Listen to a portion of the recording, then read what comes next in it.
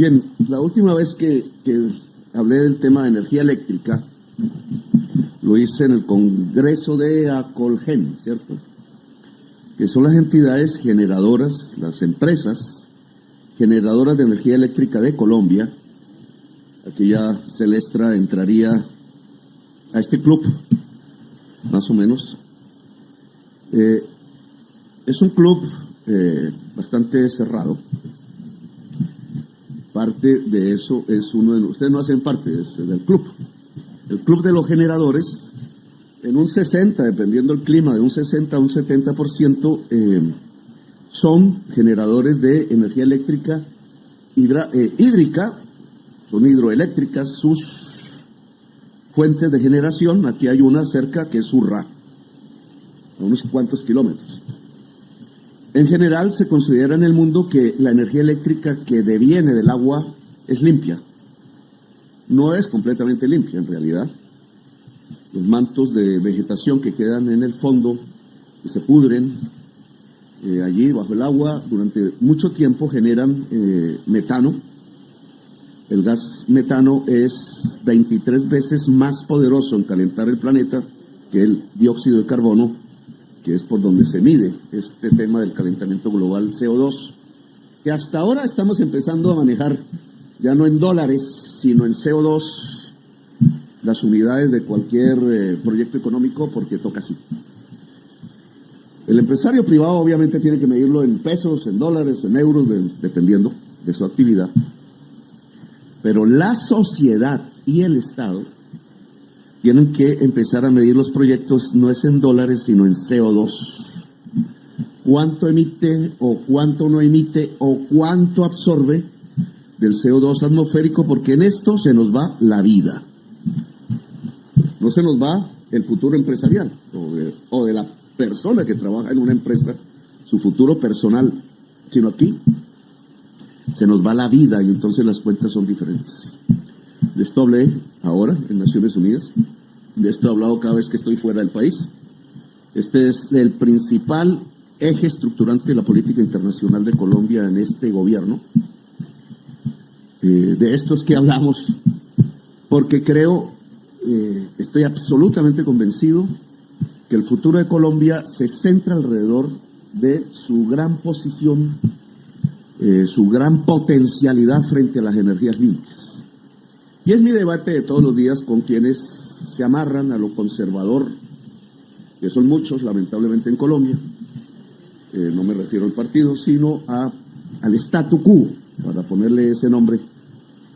Ministro, ¿qué significa statu quo? El estado quieto sería nuestro idioma, ¿cierto? La quietud del estado de cosas que nos ha amarrado al carbón, al petróleo y en Córdoba al gas. Que no se puede continuar.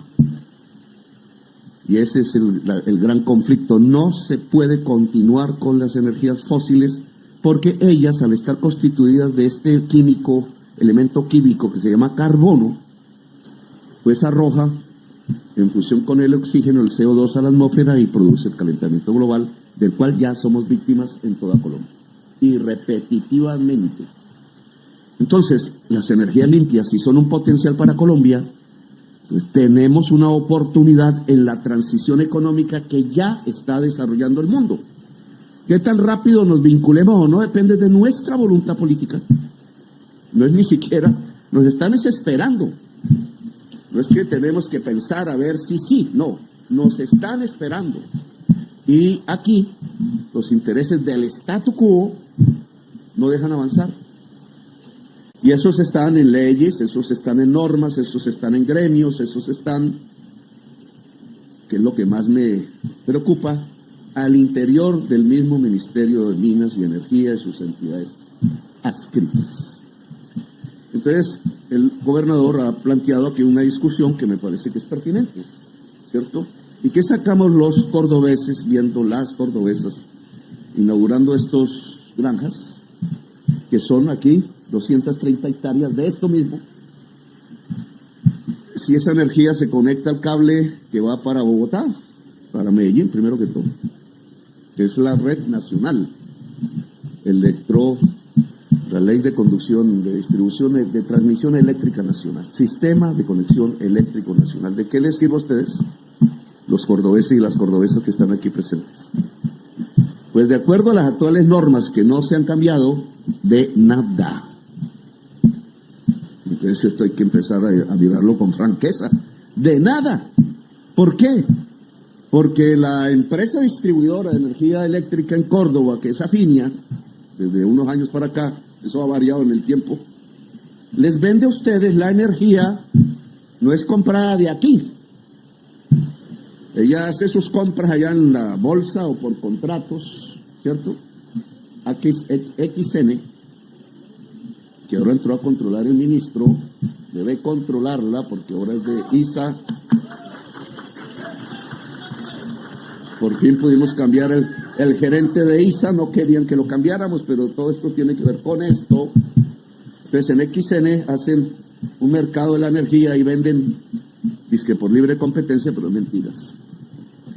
Y entonces allá va y compra, y entonces a cómo compra el kilovatio hora le suma la transmisión, le suma la distribución, le suma la comercialización, y ahí le llega al ciudadano en la casa de la granja. Y ya le llega, según un gobernador en Puerto Libertador, ¿dónde? En Puerto Libertador, a 1.500 kilovatios hora. Urrá produce a 220 kilovatios hora. La generadora, cerca. Y aquí no tengo razón aún, pero más o menos cerca a eso. ¿Cuánto? No te oí. 200. Un poquito más, 220, o sea, más o menos la energía solar es tan barata como la energía que proviene de hidroeléctricas. He aquí la ventajota que estamos desperdiciando. Porque el sol aquí lo tenemos. El sol aquí lo tenemos por todas partes.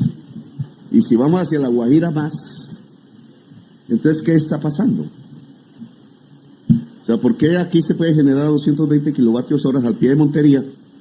Pero si llega a un barrio Montería el recibo viene en 1.500 kilovatios hora. ¿Por qué?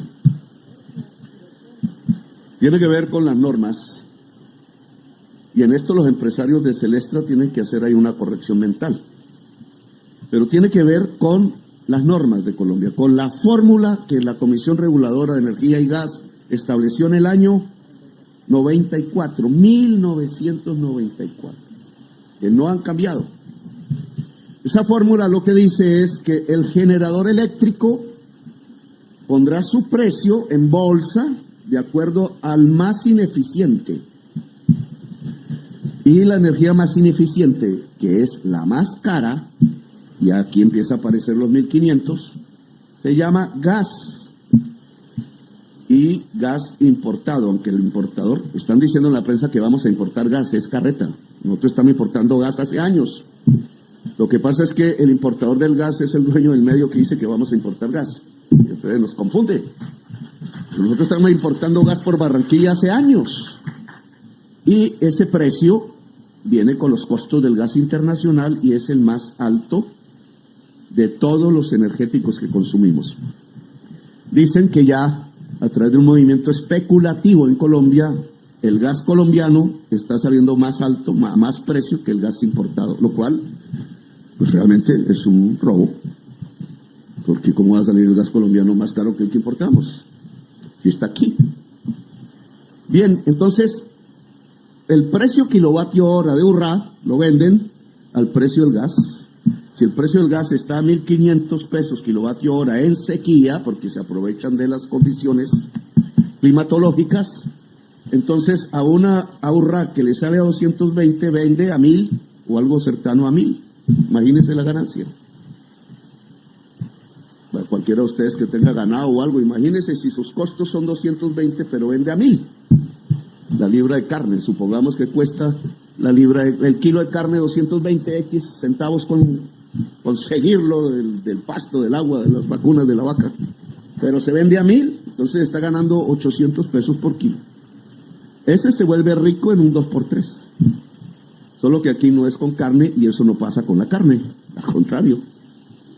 Eso pasa con la generación eléctrica y lo pagan absolutamente todas y todos los colombianos, exagerando el precio en 4 o 5 veces más que sus costos.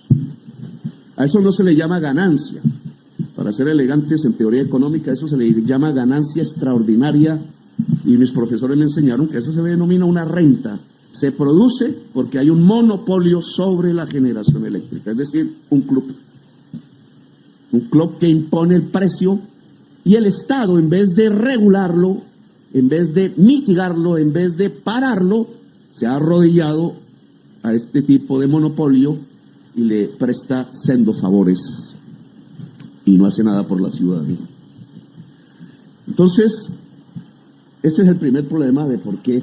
Entonces, en Puerto Libertador el kilovatio hora vale 1.500 y el pueblo enseguida, que es antioqueño, vale 800. No es porque la energía sea diferente, es porque los distribuidores son diferentes y uno paga por generación eléctrica menos que el otro.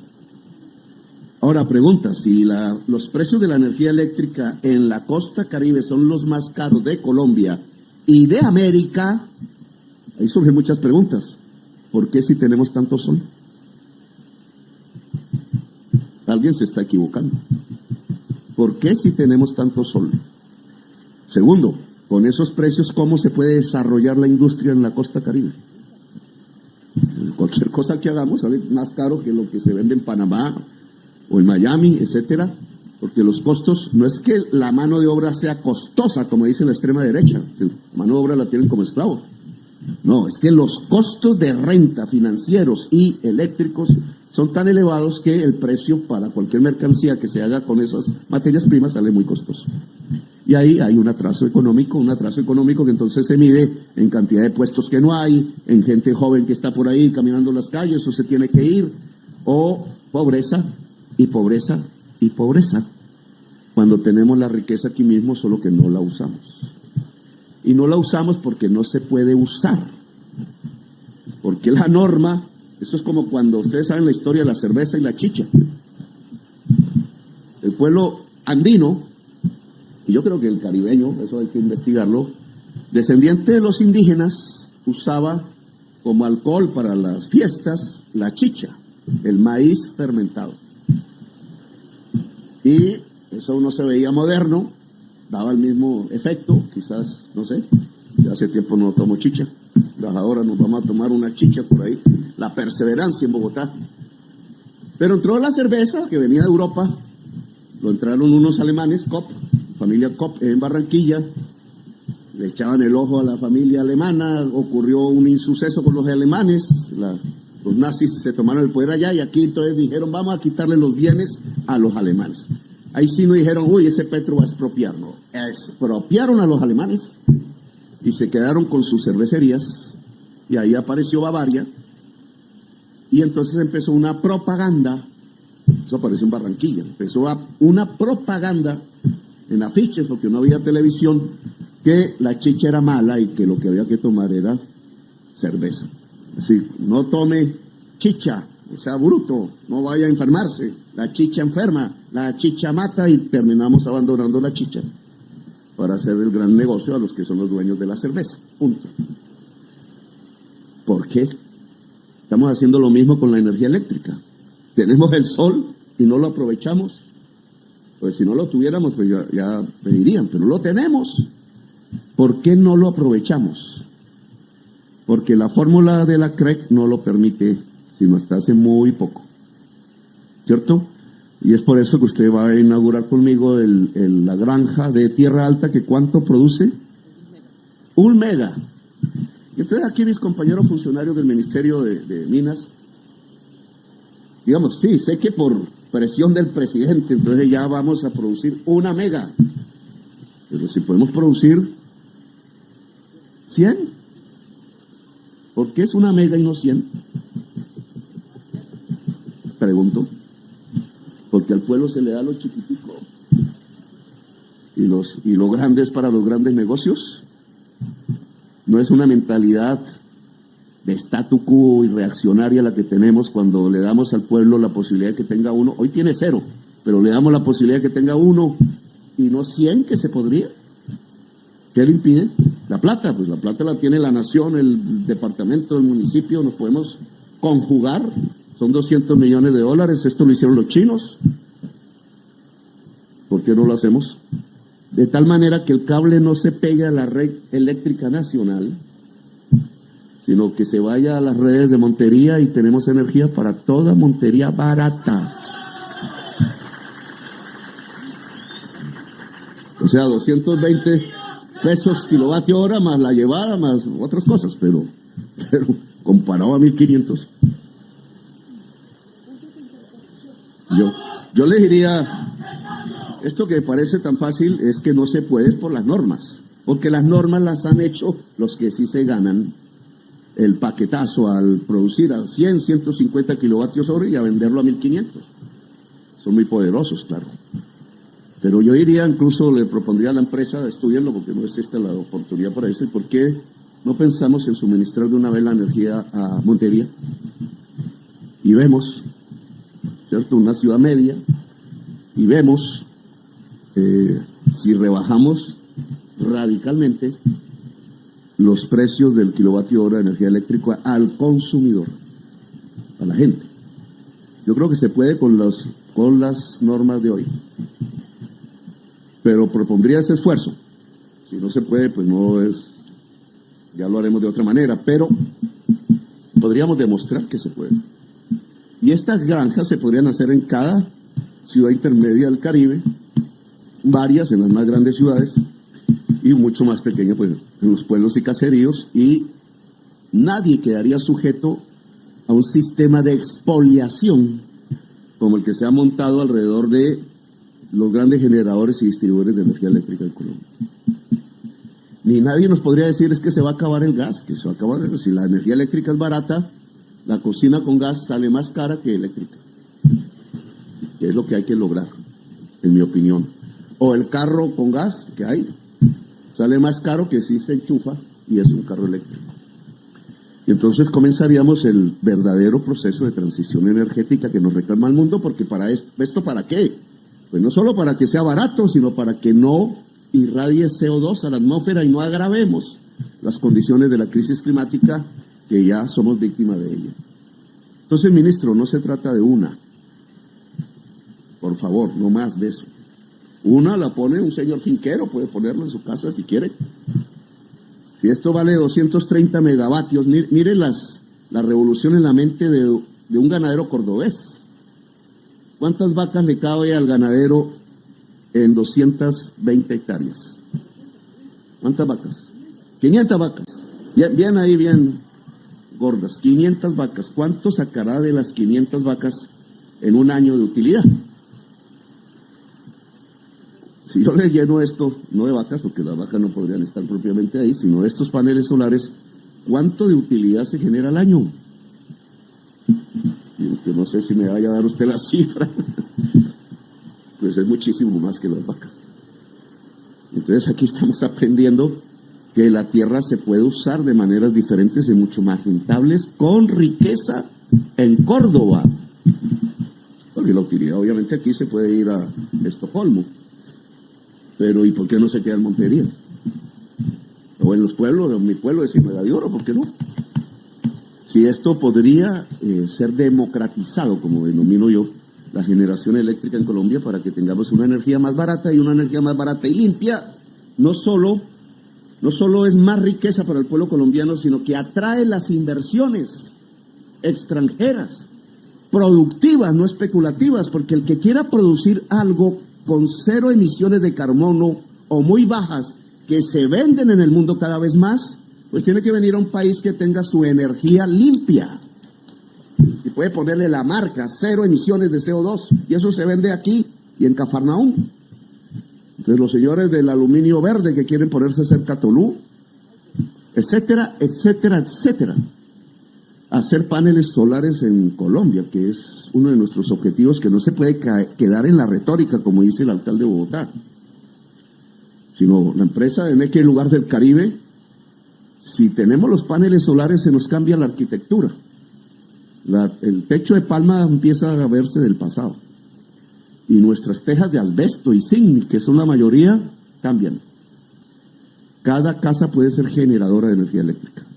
Cada municipio puede ser generador de energía eléctrica. Puede aparecer la empresa municipal de energía eléctrica de Planeta Rica.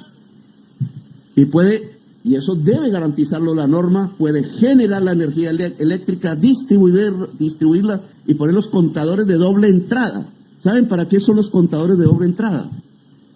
Porque si yo tengo mi techo de paneles solares y no uso mucha energía, puedo vender esa energía a la red. Y el contador no me mide solamente cuánto entra para cobrarme, sino cuánto sale también para venderles. Entonces tenemos un cambio completo en el mercado de la energía eléctrica en Colombia, y a favor de la gente y a favor del presente y del futuro, en donde Colombia puede ser una potencia mundial. El ministerio tiene que seguir rápidamente las decisiones políticas en normas, porque si nosotros hablamos de las decisiones políticas, pero las normas no cambian, pues la gente empieza a sentirse como que el presidente hizo una vaina, pero aquí está pasando otra. Inaugura una granja solar junto a Montería de energía muy barata y limpia, pero el usuario allá en Montería no recibe ni un peso de beneficio. Y eso no puede ser, porque además la paz social implica que las comunidades se beneficien de esto y no sea simplemente una utilización de su suelo y sus ventajas sin beneficio de la comunidad local. Las comunidades locales podrían ser incluso socias de los proyectos, como tratamos de hacer en La Guajira. Entonces, en Tierra Alta no puede ser una mega. Y de aquí a que inauguremos el de Tierra Alta, espero que haya cambiado la norma de autogeneración en la CREC, que no debe poner límites a la autogeneración. En la autogeneración no puede haber cobro de distribución sino mínimo y de comercialización menos, porque el dueño de la energía es el mismo distribuidor y comercializador, porque es su casa, o es su fábrica, o es su municipio. Podríamos tener 1.100 comunidades energéticas ya en Colombia solo a escala municipal. Si nosotros no abrimos las normas a esto, no hay revolución. Y esto es una revolución. Y no es tecnológica, es de la manera como nos relacionamos. El pueblo costeño ha sido esclavo de unas generadoras distribuidoras de energía. Ahora puede liberarse. Y en mi gobierno el pueblo costeño tiene que liberarse de las generadoras y distribuidoras de energía eléctrica. ¿Cómo? ¿Qué cerca?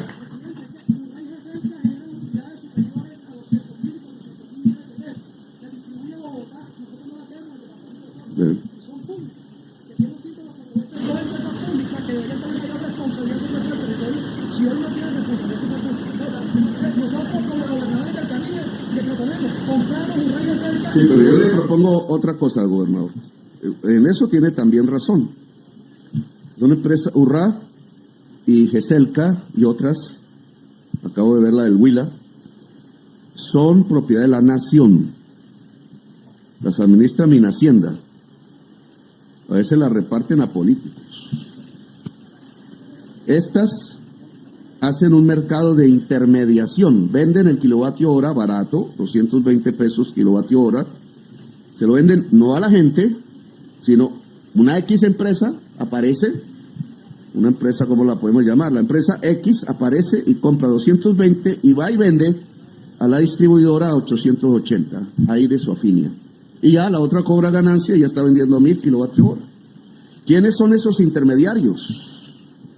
¿Por qué existen? ¿Qué ley los creó? ¿Por qué ustedes a través de la CREC están permitiendo esos intermediarios? Eso debería ya prohibirse de inmediato. No debe haber intermediarios entre las compras, entre generadores, distribuidores y comerciantes. Para eso están constituidas. ¿Por qué hay otros? ¿De dónde salen? ¿Qué políticos lo manejan? ¿Por qué se quedan con el jugo de la intermediación? Que ni es del generador, ni es del distribuidor, ni es del usuario. Estamos aquí engordando unos ricos, muy ricos, con la plata de toda la gente, innecesariamente. Aquí en Córdoba hay de ese tipo de intermediarios. Eso es una decisión inmediata, ministro. De una vez se acaba la intermediación en los mercados de la energía eléctrica en Colombia. Pero hay una segunda, gobernador. Y es que muy bonito este gobierno trayendo aquí hechos y hechos y hechos. Por ejemplo, el Megadata Center de Inteligencia Artificial en Barranquilla. Esto ya no es hablar de una mega ni de 100. Esto es hablar de 20 gigas en su máxima expresión. 20 gigas es lo que tiene Colombia instalado para toda Colombia. Duplicar nuestra fuente de energía para meterla en una cosa que es más o menos de este tamaño, de edificios de computadores con nodos de la información mundial que se retransmiten en forma de inteligencia artificial a través de la fibra óptica submarina. Las 20 gigas van dentro de la fibra óptica en forma de información.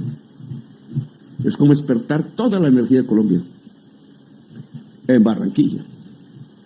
¿Cuántos miles de millones de dólares ingresarán? Utilidades de Copetrol, sí, de la empresa que entre de socia, sí. Pero ¿y qué esta irradiación de toda esta nueva industrialización en el Caribe colombiano, usando sus puertos, usando las posibilidades que habría que transformar de matemáticas en los colegios, etcétera? Sí. Pero la bancada política del Caribe colombiano está ayudando a este gobierno a realizar esto. ¿Nos están ayudando o nos están saboteando?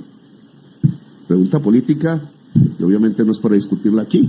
¿Pero qué hacen representantes y senadores de Córdoba saboteando el gobierno de un cordobés para ver si son reelegidos desde la oposición, tirándose las posibilidades de una revolución productiva en el Caribe colombiano? ¿Qué hacen? Por no hablar de los barranquilleros, que es donde más beneficiaría. Si yo llego, el Canal de Panamá se queda en pañales. El Canal de Panamá es una obra del siglo XIX. Sirvió su momento, lástima que nos lo hayan robado por 13 millones de dólares que se robaron a su vez. Se volvieron ricos nuestros oligarcas. Pero, digamos, es su siglo XIX. Si la producción hoy no va en contenedor, sino va a través de la fibra óptica, nosotros ya tenemos un Canal de Panamá en Barranquilla, que puede incluso hasta tener más valor que los contenedores que van en los barcos. Y si eso es lo que este gobierno está trayendo, ¿por qué la bancada política del Caribe se está oponiendo al gobierno nacional? ¿Queremos volver al pasado a vivir de las regalías del carbón y del CBY que daba el carbón? ¿O queremos pasar a la economía del siglo XXI y ser región vanguardia de Colombia? Pues los señores del Valle de Aburrá no me quieren por eso. Están en su razón, porque dicen cómo es que entonces ahora la inversión va para las regiones y no para el Valle o para Bogotá. Tienen razón. Pero es que yo creo que centralistamente nosotros estamos desperdiciando nuestra oportunidad de desarrollo real en el siglo XXI. Y eso me lleva a mirar a Buenaventura y a Cali, y al periodista no le gustó que hablara de Cali, y a Barranquilla, y a La Guajira, etcétera. Pero ¿dónde está la bancada política del Caribe? ¿Por qué no está aquí, ayudándonos? Si lo que estamos haciendo es que el Caribe sea vanguardia económica de Colombia. Dejo ahí los puntos suspensivos. Y bueno, hemos aprovechado esta reunión para abrir los temas de discusión que me parecen pertinentes. Porque se lestra en sequías, esto no es siempre, estamos saliendo, parece, de una sequía, parece. La oportunidad de decir que se apagó el país no va a llegar, pero podría pegarse al mecanismo al statu quo, y entonces decir, si en la bolsa me compran a 1.000, ¿por qué no vendo a 1.000 en vez de 220? Business, inmediato y rápido.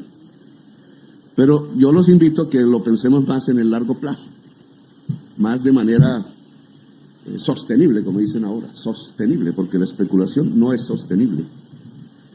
Por ejemplo, veamos si es posible vender esta energía a Montería. Veamos los efectos, eso es en la práctica. Veamos entonces si podemos cambiar normas y hacer 2 grupos, que fue lo que yo propuse en el Congreso de lo general, a Colgen. 2 grupos, energías fósiles aquí, carbón, ACPM, carbón no, ACPM y gas importado nacional, y ahí se fija un precio. Y energías limpias aquí, agua, termo cuando tengamos, y solar y eólica, y aquí otro precio. Y no se junta un precio con el otro, sino hay 2 precios techo. 2 precios techo consultando los costos promedio de cada grupo de generadoras. El alto debe irse extinguiendo en el tiempo. No nos sirve. Son ineficientes. Hay una transición, ayudémoslos a que haya la transición. El bajo es lo que tiene que volverse el 100% de Colombia, y lo que les dije a Colgen, y exportar. Por tanto, no interesa, compañero de la UME, que la oferta esté por encima de la demanda. Tenemos que tener oferta, ojalá fuese ilimitada, porque el mercado de Estados Unidos de energía sucia da 1.200 gigas al año que hay que reemplazar. Nosotros generamos 20. Un gigante arriba que hay que reemplazarle la energía. Ellos creen que pueden ellos solitos, hasta ahora no han podido. América Latina, América del Sur tiene un potencial de 1.500 gigas, por encima de las 1.200 que consume Estados Unidos. O, en otras palabras, si América del Sur pudiera desarrollar su potencial de energías limpias, podría limpiar la matriz energética del segundo emisor de CO2 del mundo. Imagínense eso. Es decir, la mitad de la crisis climática la podríamos detener. Y entonces, ¿para qué ponerle límites a la oferta de energía limpia de Colombia? Eso no puede ser. La energía limpia de Colombia tiene que reemplazar la energía sucia y abocar los crecimientos hacia el futuro, que no son solo del mercado nacional, sino de todo el potencial de exportación, que solo con el ejemplo de un megadata center en Barranquilla podría ser del 100% de lo que producimos hoy. Entonces, que estas palabras no sean como suele suceder, palabras más, ¿cómo es que dice el vallenato, gobernador? El Gelén es bueno para el vallenato. Palabras al viento, dice la canción. Palabras al viento no puede ser, hermano. Palabras del presidente deben tener una aplicación lo más inmediata posible para que se vuelva realidad lo que estamos diciendo. Bueno, gracias a Celestra por su obra de ingeniería y a todas y todos los asistentes que me han acompañado en el día de hoy.